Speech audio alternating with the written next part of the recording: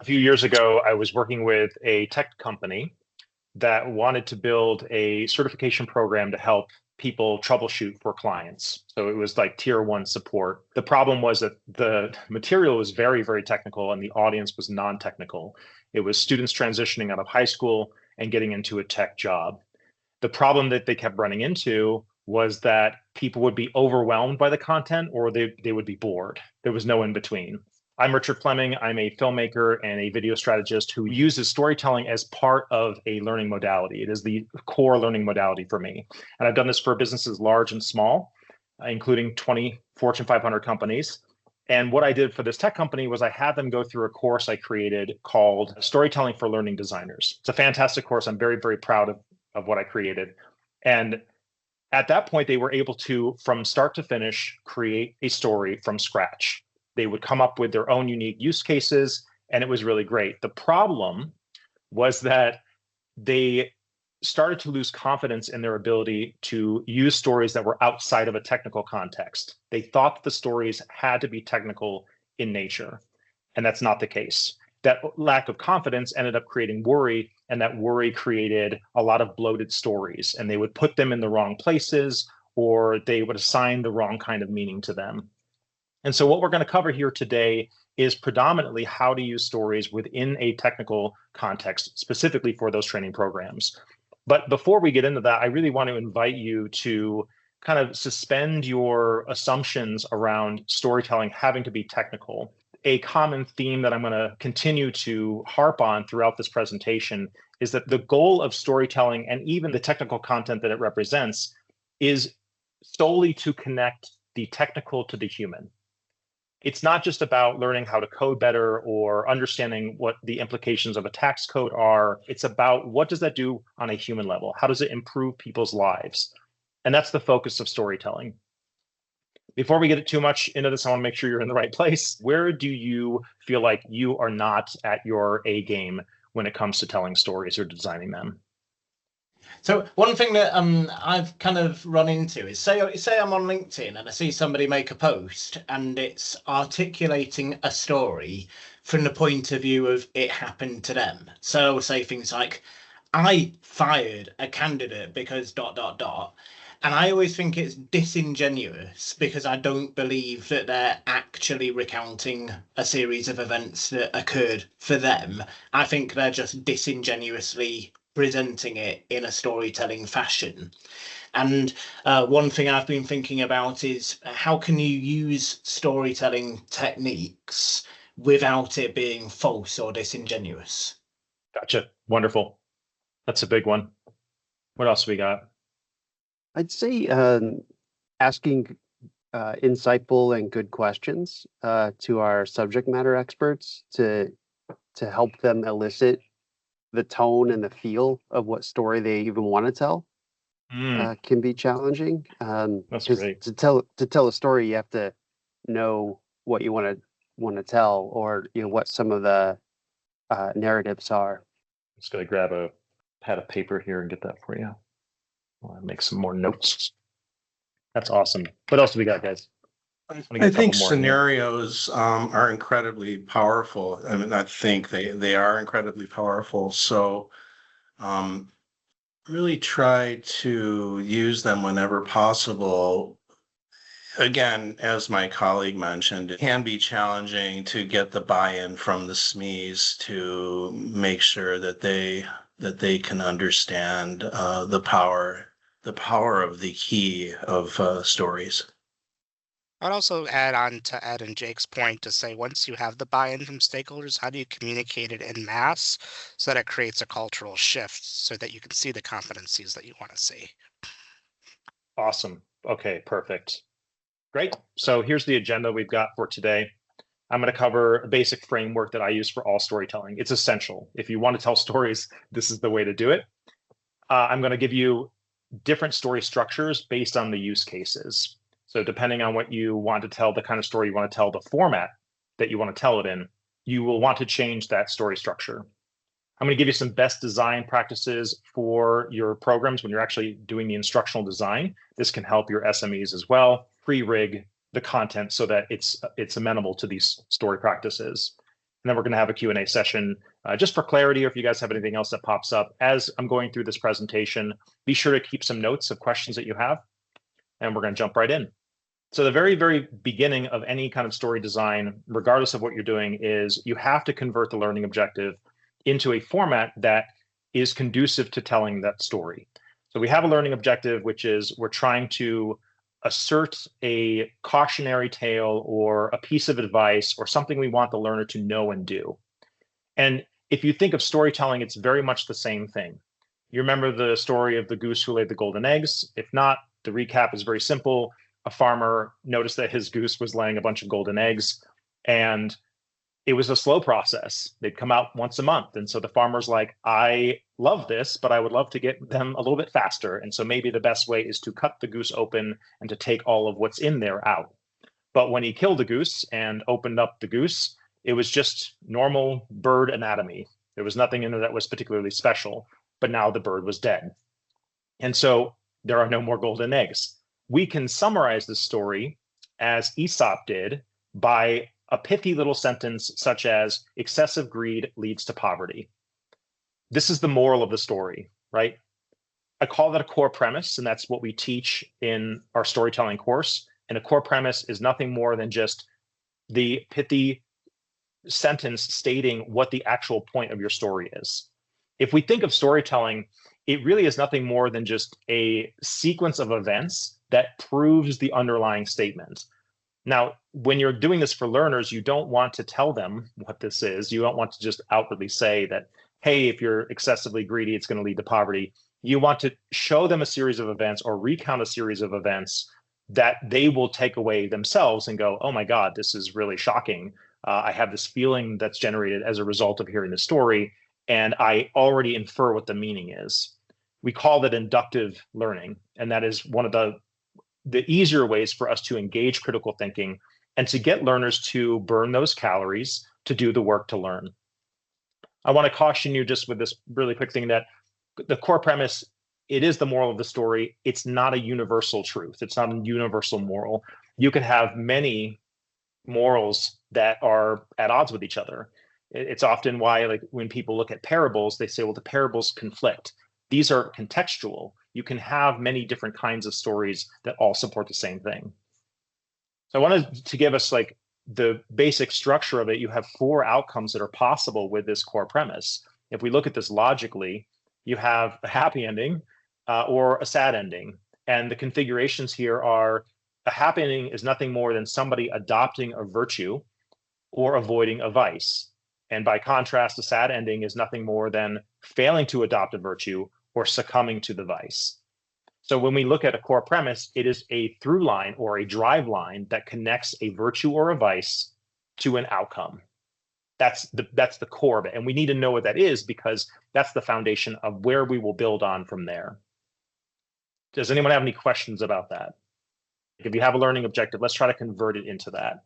Who's got a learning objective they want to share? Hi, I'm Andrea. Can you hear me? Hey, Andrea. Yes, I can hear you great. Okay, sorry, I'm driving, so that's why No, it's okay. I'll be back on camera just a little bit. But I would just say there's a few of us on our team that are here today. We could talk about Jake and Scott succeeding at S&C and some of those learning objectives, which is really about how do you, if you're in a brand new manufacturing role and you're from a generation that is used to, so I'm going to be a little broad here, using your cell phone all day, kind of having more autonomy at school, at work, just in general. And then you're entering a manufacturing environment where those typical things that we experience day to day at other jobs are not okay because of safety.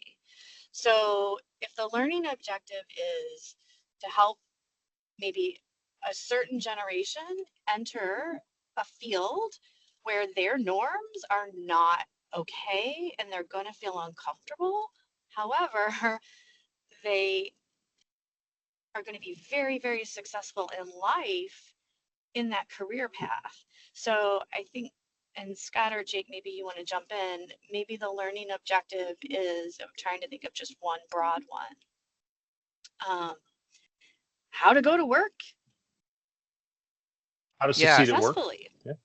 Yeah. Literally, just how to go to work and be successful. And so then you could tie that to a story. And I can't think of a story, so I'll stop there. Well, that's we'll work on that. Going. Yeah. Okay. Yeah. Richard, I submitted a LO in the chat based upon Andrea's core training topic that Jake and I are working on. So we can work on that if you want. It's identify the impact that being late has for you, your fellow team members, and the business. There you go. Say that one more time. How to be on time. Yeah. Identify the impact of what? That being late has for you, your fellow team members, and the business.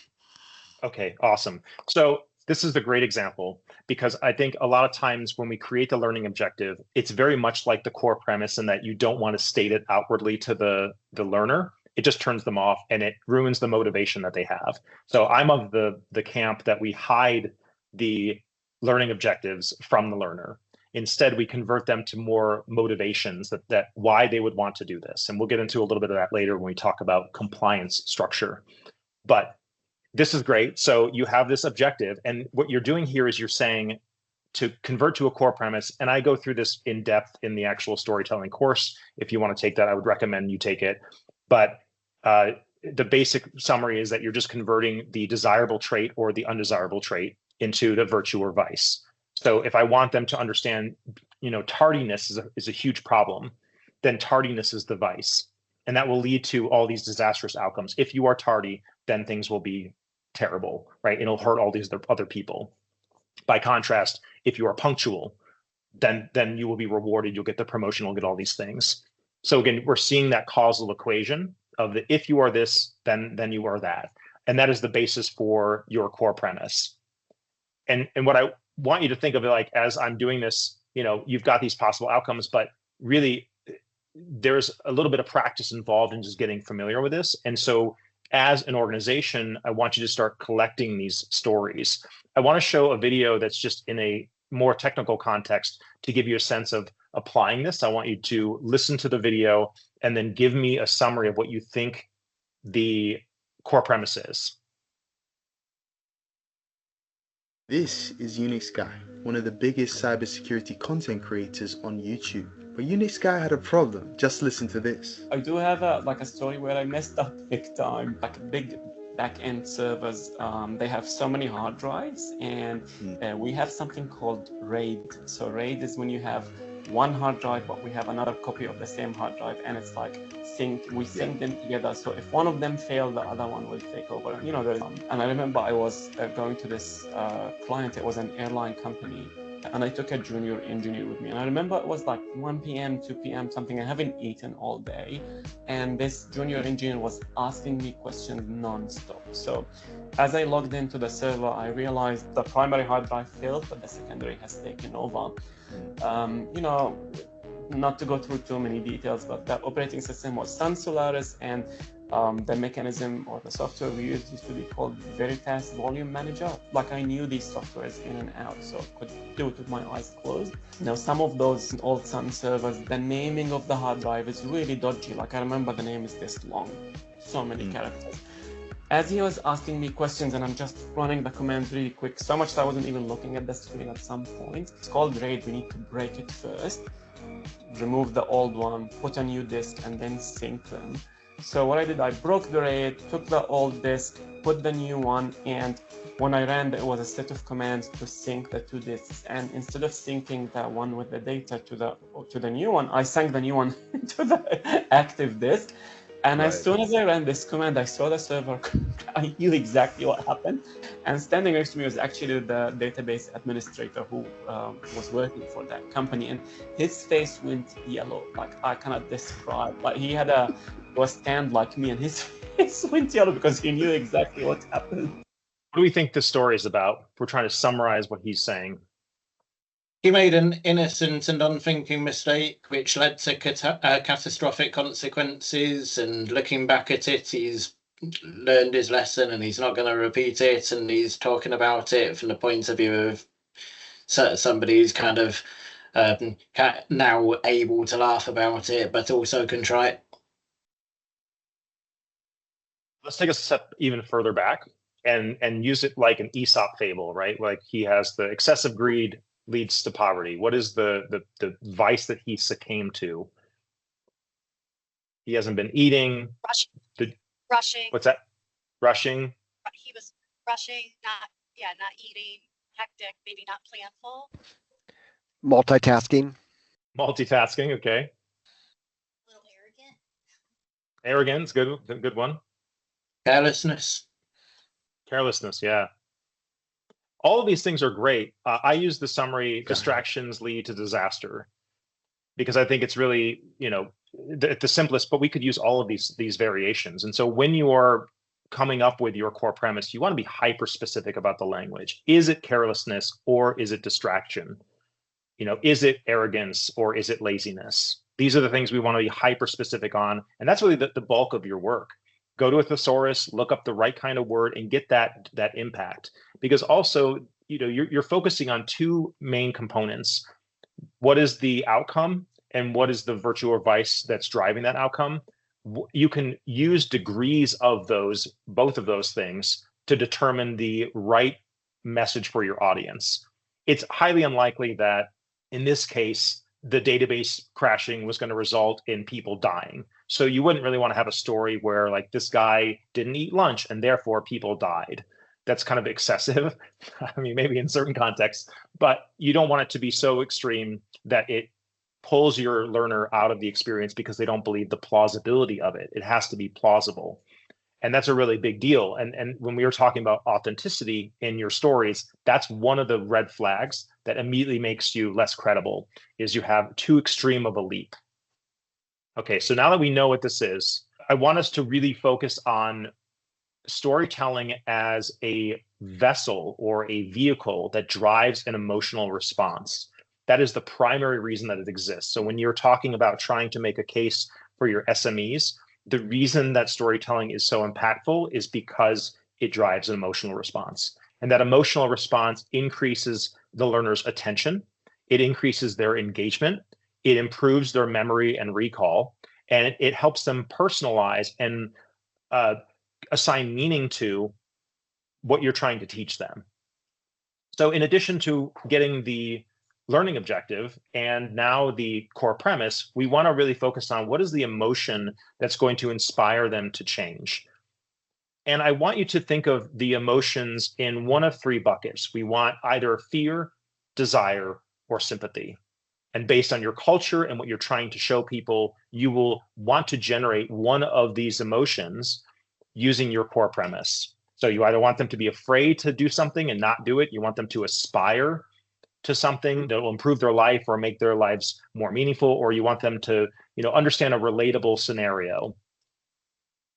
And as you're coming up with stories and thinking of stories and hearing them, I want you to start collecting them into kind of a story bank. I have on my phone a notes app where I just write down cool stories that I think are moving, and I make note of what the emotions are they're trying to make me feel. And then I put a little note on what the core premise is. I give a summary. So if anyone were to ask me, hey, do you have a story about how laziness is rewarded? I go, yeah, I got that. Like I could pull that out and use that. But as a culture, you should have some kind of wiki or resource where you can share these things. This is really important for your organization and to create what I call a corporate mythology. It's very, very big in organizations to have this because your stories are what define you. They define the behaviors that you reward and the behaviors that you punish in your organization. Now that we have our core premise, we need to put it into a structure that is specific for the use case and the kind of story that we want to tell. Structure, when we're talking about story, is nothing more than just the order in which you reveal information. That's it. And I like to think of it in three categories: that this is how the things are typically, something radical changes, and now here's the new normal. That's it. Those are the three steps. And you can break them down into more of a fractal nature to make your story more complex. I like Freytag's pyramid, and I break it up in this way with these 5 acts because I think this is the easiest for learning designers to use. You have a status quo. This is what normal life is like. You set up a little bit of context. Then you have some kind of inciting incident that causes the character to have to change or be forced into some circumstances they don't want. They've been a jerk their entire life. Now they're in a context where if they are a jerk, they're gonna get fired. They learn something new at the climax that changes everything and they cannot go back. And then the remaining acts are the test. How do they do applying this new knowledge, or do they fail to learn it and are destroyed by it? And then the conclusion, which is what the ultimate outcome is. That's our structure. And we can visualize it in some interesting ways. Again, I mentioned there are two possible options here. You have a happy ending and a sad ending. And you'll notice that if the story ends happily, it tends to start out badly, and vice versa. If it's a sad ending, it will start out with a happy beginning. And the reason for this is because human beings really like change. They like stories that show and demonstrate change. You can, if you want, create a happy ending that starts with a happy beginning, but learners will deem that boring. And you can also have a sad ending that starts sad, but people get morbidly depressed by that kind of thing. So we want to avoid that. We can't really cover it in the 45 minutes here today, but the way that you're trying to make this more compelling is that you disguise that virtue or that vice. You make it like a puzzle for the person to uncover. So you're not going to tell stories that are like Aesop fables, because those are, they're for children. The adult version is more advanced and more complicated and more hidden, but the framework is still the same. If you strip all the other stuff away, it looks like this. Take any movie that you've seen in theaters, they look like this. And I think these are really great examples for us from a design perspective, because it's very easy to get overwhelmed by options and you're never going to end up telling the story. So this is the structure that we use just to simplify the process. It seems a little bit like preachy, and that's kind of why I'm like, you hide these things, because I think that they're not useful. And I'll give you an example of what this looks like in the case studies and testimonials. I mentioned that we had the 5-part structure. I'm stripping this away. I love testimonials that have a problem, attempted, solution, and solution framework. All that means is that you describe what a customer problem is, then you show how they tried to solve it on their own and failed, and then you explain how they actually solved it, which ideally is using either your learning objective, your message, your product, your service. Here's an example. I was hired by Kerry. They're a flavor company that does B2B flavorings. They had a massive recall. It was actually the largest criminal fine for a food safety hazard ever. And it cost them not only $120 million, it also cost them their client trust. Their client actually pulled their R&D budget from like 7 different verticals. It was insane. They tried hiring some of the big consulting firms, but the advice that those guys gave them was very generic, and it didn't actually solve the problem. So they hired my company, Sage Media, to not only do an assessment from a behavioral psychology perspective, but also create an immersive learning experience that was absolutely mind-blowing for the C-suite executives. It got them to start thinking critically about their role in the entire supply chain of food production, so that if you are in accounting, your decisions make an impact all the way down onto the plant floor. And the results were nuts. They got hit with the fine in 2018. They were still able to recover 3.5% and then 9.6% the following year as a result of this. Very impactful. Again, that's my testimonial. That's my case study. It makes me look like an authority because I have the problem, the attempted solution, and then the actual solution. When we're dealing with compliance, there are really 2 options. I'm stripping this structure down even further as an if-then statement. Again, we're talking about storytelling as a causal proof. It is the series of events that proves the assertion that you have. So if I say that distractions lead to disaster, let me tell you about a time when this guy was distracted and it led to disaster. Obviously, it's not that on the nose, but you get the point. And the 2 configurations we have of this are, if you don't follow compliance, then this bad thing is going to happen. And if you do follow this compliance, then a good thing is going to happen.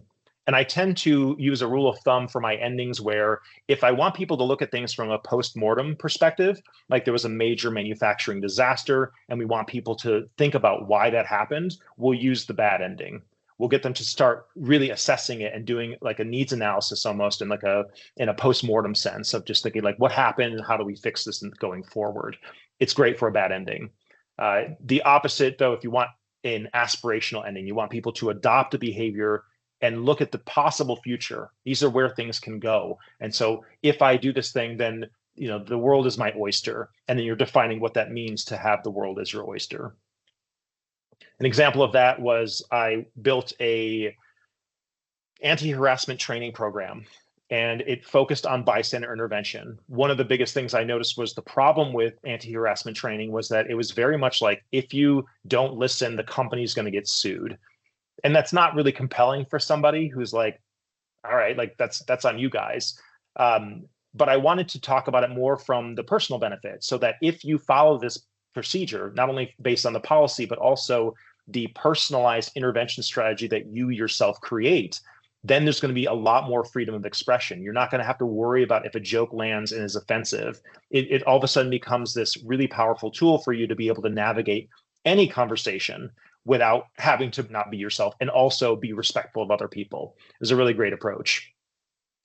The third component here now is like getting into some of the actual best practices. Now that we have like the basic structure, I want to focus mostly on like some of these variations of presentation. So if you're teaching something that's an abstract concept, the example I will often give is when you're looking at the scale of celestial bodies. It's such a monstrous difference that we can't fathom what it is.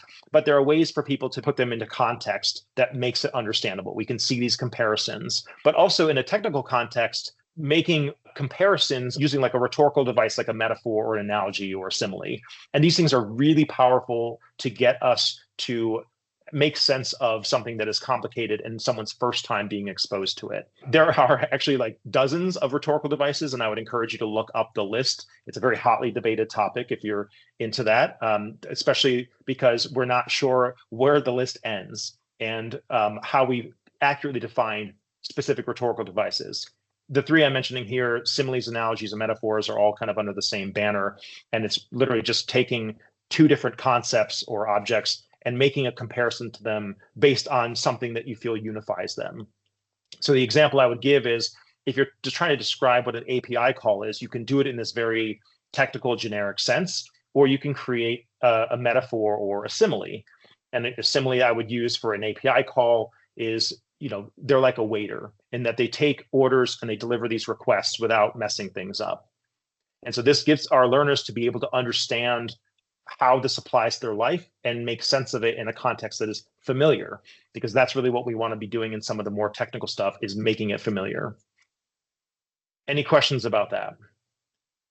So do you have a structured approach for how you incorporate rhetorical approaches into the overall storytelling framework?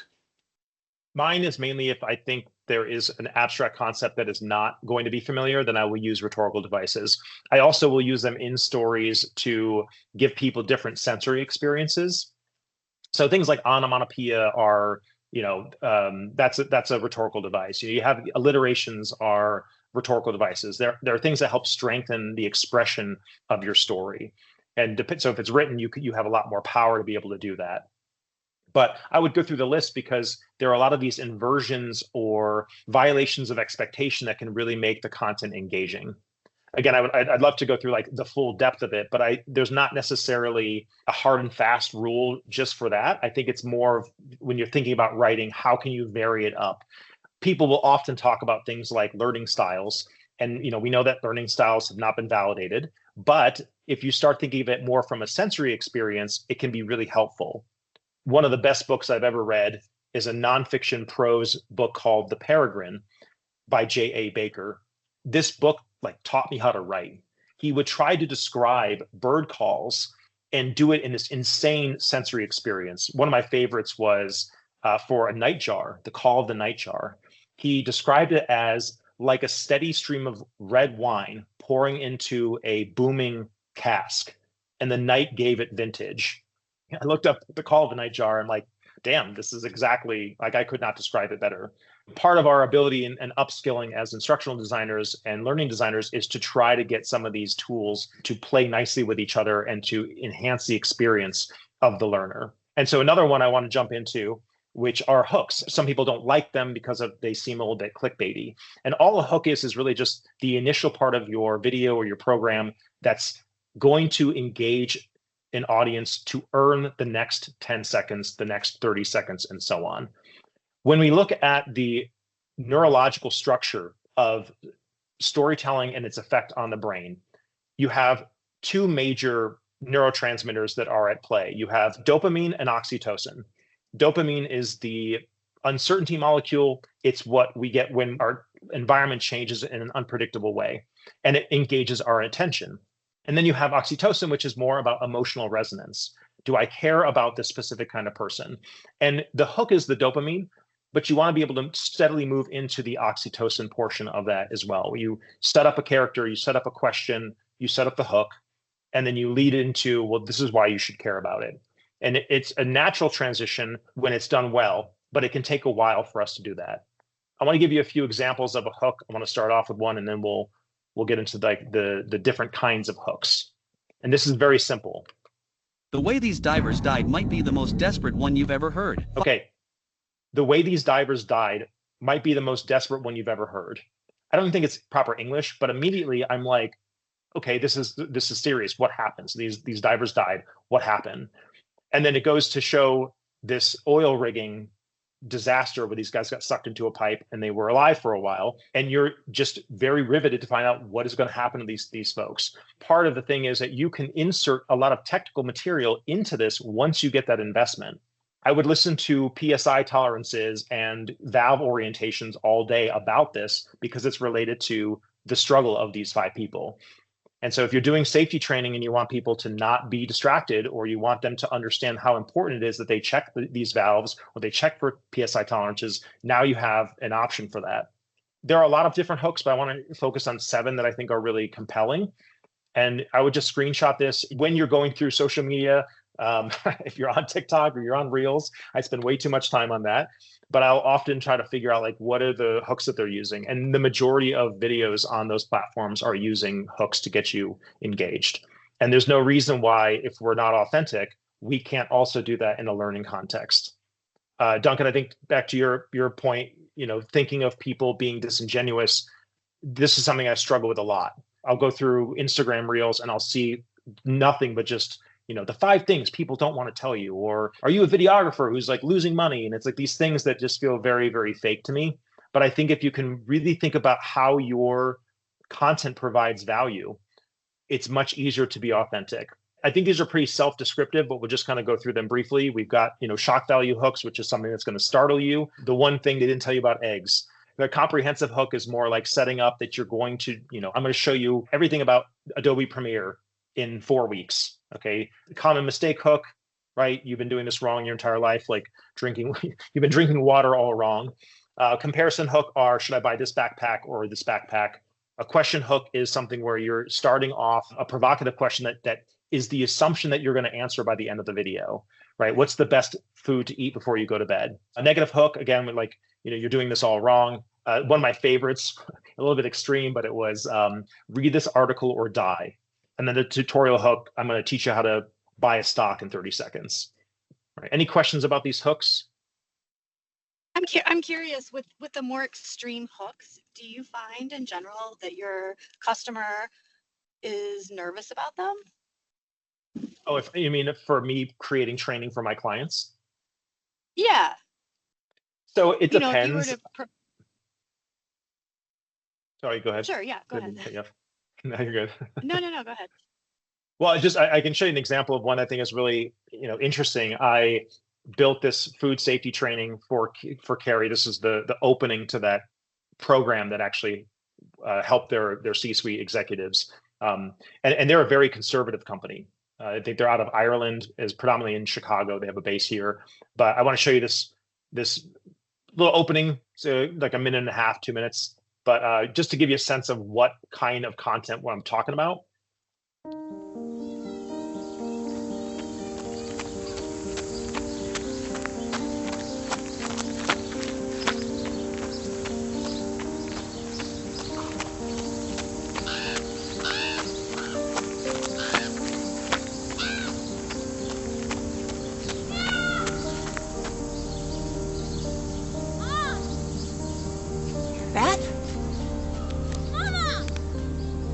Baby, where are you? Help me!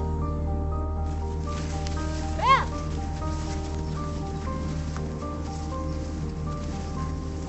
Mama!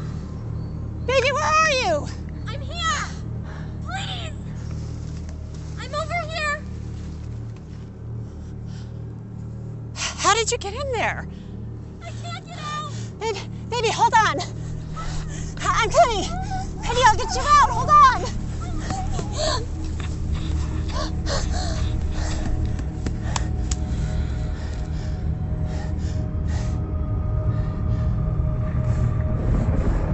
Please help me. My daughter is trapped. Help me.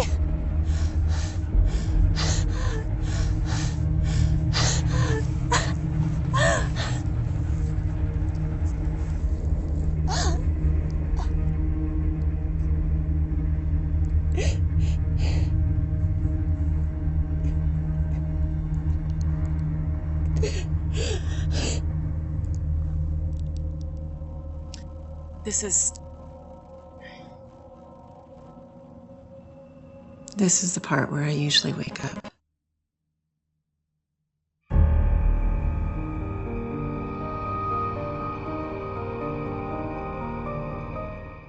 This is long form content. So they had about 40 minutes for the entire training.